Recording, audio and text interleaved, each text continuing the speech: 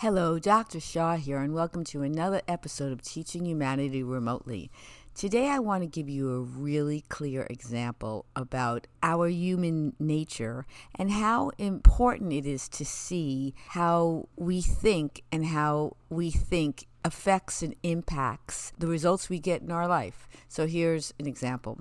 The other day I was with my grandchildren and my daughter and the parents of my grandchildren's friends, and we were talking about how there's this one woman who wants to sell her house and get another house.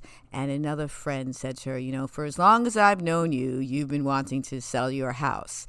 And then I explained that one day my brothers and I were meeting our parents, and my parents were very challenging, and my oldest brother was in the car and said, no matter what happens in this event that we're all going to be together, I won't blow my stack. I'm not going to get upset with our parents.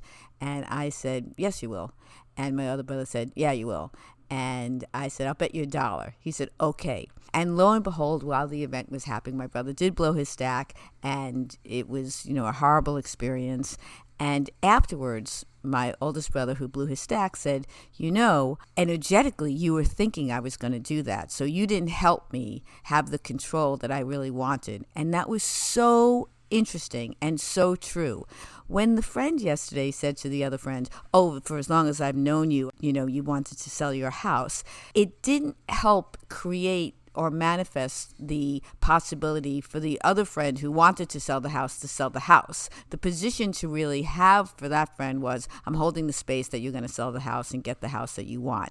It's a little different aspects of seeing that we are what we pay attention to. Like when I was living through this hurricane, and the bottom of my house was flooded and disgusting, and drywall was taken off, and there was nothing, there was no floor, and so much work needed to be done. But the upper stories of the house were particularly beautiful, more beautiful, because everything got unpacked and fixed up so quickly, and there were pictures everywhere of the family, and it was so fulfilling, and this house is so tall that I was in the clouds. And every single day I got to pay attention to, am I going to be paying attention to hell, which is below, or the heaven which I live in? And it was just so interesting. So I guess what I really wanted to say is that we have an opportunity, based on how we function in the world, to model how helpful we can be to our children in helping them understand what they pay attention to.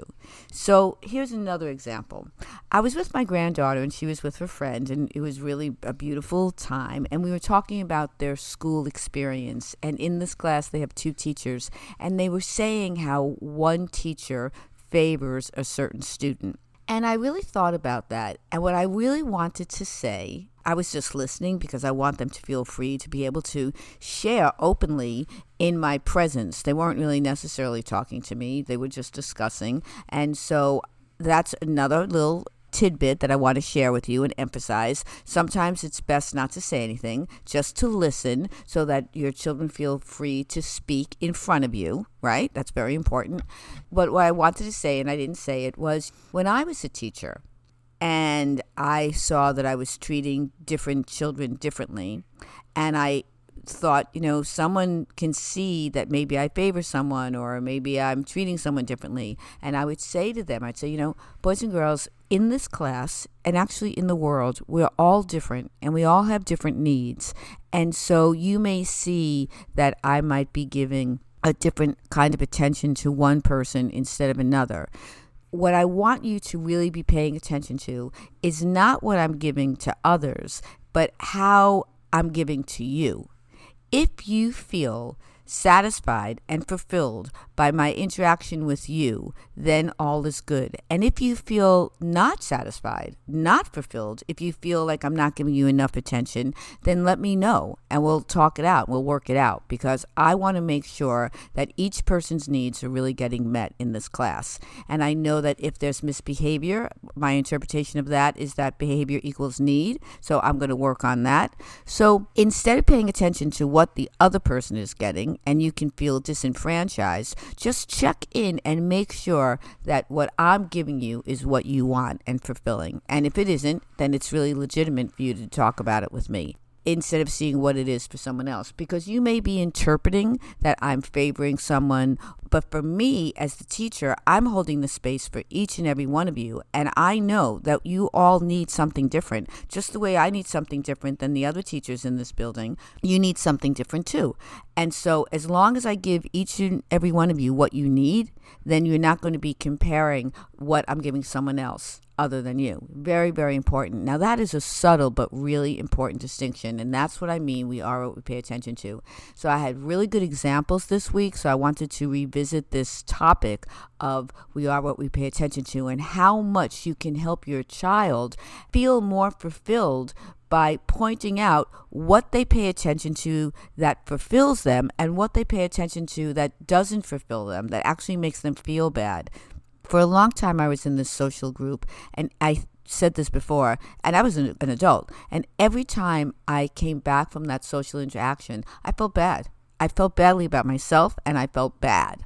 And I finally got to the place where I was mature enough and trusting myself enough to say I'm not going to be engaged in that group, that when I'm with them, I feel bad about myself.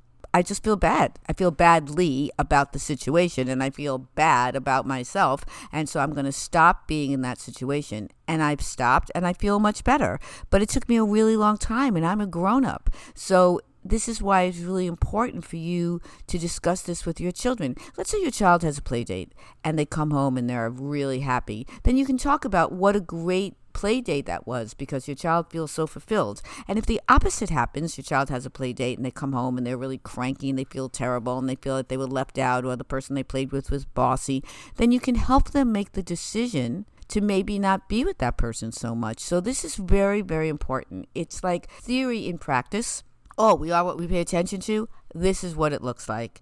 And these kinds of conversations, your observations, you knowing when to speak, when to listen, can really help guide your child into paying attention to all kinds of experiences that fulfill them rather than defeat them. And your modeling of what you pay attention to and how you are learning as you grow to pay attention to that which fulfills you and not defeats you. So until next time, please feel free to visit me at learnwithmeremotely@gmail.com, and also visit my YouTube station at Dr. Mindy Shaw. Visit my YouTube channel at Dr. Mindy Shaw. And always feel free to purchase some paperbacks at Amazon, Dr. Mindy Shaw paperbacks. Thank you so much, and be well.